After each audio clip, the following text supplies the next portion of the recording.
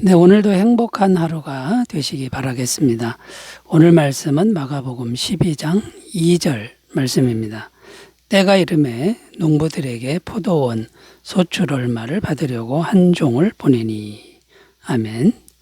자, 오늘 말씀의 내용은 포도원 주인이 때가 되어 소출을 받으려고 한 종을 보냈다라고 하는 말씀입니다. 이게 무엇을 의미하냐면 하나님께서도 때가 되면 구원받은 성도에게 무언가 열매를 찾으신다라는 겁니다. 때가 되면 성도에게도 열매를 찾으신다, 이런 내용인데, 우리가 한평생을 살면서, 인생을 살면서 맺은 신앙의 열매가 무엇이 있느냐, 이렇게 찾으신다라는 겁니다. 어떤 신앙의 열매를 맺었는지를 하나님께서 찾으신다는 건데, 이것은 정말 중요한 그런 내용이라고 할 수 있습니다.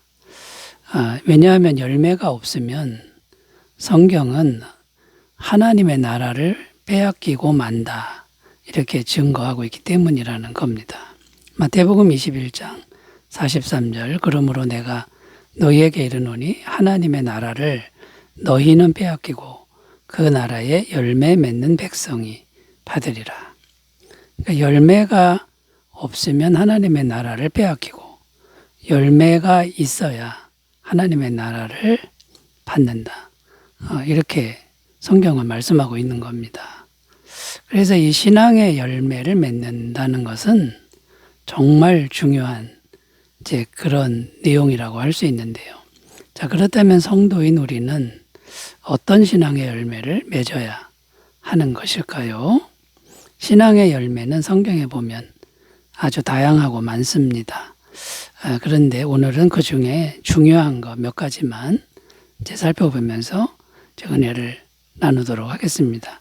성도가 맺어야 할 신앙의 열매, 첫 번째는요, 성령의 열매다라는 겁니다. 성령의 열매를 맺어야 한다라는 겁니다. 갈라디아서 5장 22절 23절, 오직 성령의 열매는 사랑과 희락과 화평과 오래 참음과 자비와 양선과 충성과 온유와 절제니 이 같은 것을 금지할 법이 없느니라. 자, 성령의 열매 9가지를 말씀하고 있습니다. 모두 아름답고 버릴 것이 없는 것들입니다. 자, 이런 것들이 충만하면 어떻게 될까요? 일단 이 열매를 맺는 사람의 마음이 참된 평안으로 가득할 것이다 라는 거고요. 이런 성령의 열매를 맺은 사람들이 많아질수록 세상은 더욱 밝아질 것이다 라는 겁니다. 예수님을 믿고 구원을 받은 사람들이 반드시 맺어야 할 열매가 바로 이 성령의 열매라는 건데요. 왜냐하면 성도가 이런 성품의 열매가 없기 때문에 세상으로부터 손가락질 당하고 지탄을 받는다는 것이고, 또 교회 공동체도 이런 성령의 열매를 맺지 못하면 그 공동체는 항상 싸우게 되어 있습니다. 성숙하지 못하기 때문에 평안하지 못하고 어린아이들처럼 싸우게 되어 있다라는 것이죠. 자, 그래서 이 성령의 열매, 사랑과 희락과 화평과 오래 참음과 자비와 양선과 충성과 온유와 절제, 자, 이런 것들은 성숙한 신앙의 열매라는 것인데, 예수 믿고 구원받은 사람은 반드시 맺어야 될 그런 신앙의 열매다라는 거고, 이 성령의 열매가 맺어져야만 우리의 육적인 마음을 다스릴 수 있는 능력과 힘이 길러진다라는 겁니다. 자, 성령의 열매는 어떤 특징이 있습니까? 성령의 열매는 성품의 열매라는 겁니다. 이 성품의 열매는 마음과 인격이 변화돼야만, 성숙해져야만 맺을 수 있는 그런 열매다라는 것이죠. 다른 말로 하면 신앙 성장, 신앙이 성장하고 신앙이 성숙한다라는 것은 이 성령의 열매가 얼마나 풍성하게 맺어졌느냐, 이것을 말해주고 있다라는 것이죠. 에베소서 4장 15절 오직 사랑 안에서 참된 것을 하여 범사에 그에게까지 자랄지라 그는 머리니 곧 그리스도라. 자, 범사에 예수님까지 자라나라 이렇게 말씀하는데 이게 키가 자라는 게 아니고 몸집이 커지는 게 아니라 마음의 성령의 열매가 풍성하게 맺혀지는 이것이 예수님에게까지 자라나는 것이다. 이제 그런 의미가 됩니다. 그리고 또 이 성령의 열매는 사람의 노력으로는 절대로 맺을 수가 없다는 겁니다. 오직 성령님을 마음에 모시고 오래 품고 교제해야 성령님을 통해서 저절로 맺혀지는 열매다라는 겁니다. 요한복음 15장 5절 나는 포도나무요 너희는 가지라 그가 내 안에 거하면 사람이 열매를 많이 맺나니 나를 떠나서는 너희가 아무것도 할 수 없습니다. 여기 보면 성도는 가지인데 가지가 열매를 맺으려고 노력하는 게 아니라 가지가 나무에 붙어 있으면 나무로부터 진액이 흘러 들어오는 거죠. 곧 성령님이 계속해서 진액처럼 마음에 흘러 들어와서 열매가 맺혀지게 된다. 이런 의미가 됩니다. 그 다음에요. 성령님을 의지하면은 마음의 정욕과 탐심을 내려놓을 수 있는 힘이 생긴다라는 겁니다. 갈라디아서 5장 24절 25절 그리스도 예수의 사람들은 육체와 함께 그 정욕과 탐심을 십자가에 못 박았느니라. 만일 우리가 성령으로 살면 또한 성령으로 행할지니. 성령님이 충만하게 임하실수록 정욕과 탐심을 내려놓을 수 있게 된다. 이제 이런 말씀이 됩니다. 가장 중요한 성령의 열매를 시간이 갈수록 잘 맺어가시는 복된 삶이 되시기를 바라겠습니다. 두 번째로 가보겠습니다. 성도가 맺어야 할 신앙의 열매 두 번째는 뭘까요? 회개에 합당한 열매를 맺어야 한다라는 겁니다. 회개에 합당한 열매를 맺어야 한다라는 겁니다. 마태복음 3장 8절 9절입니다. 그러므로 회개에 합당한 열매를 맺고 속으로 아브라함이 우리 조상이라고 생각하지 말라. 내가 너희에게 이르노니 하나님이 능히 이 돌들로도 아브라함의 자손이 되게 하시리라.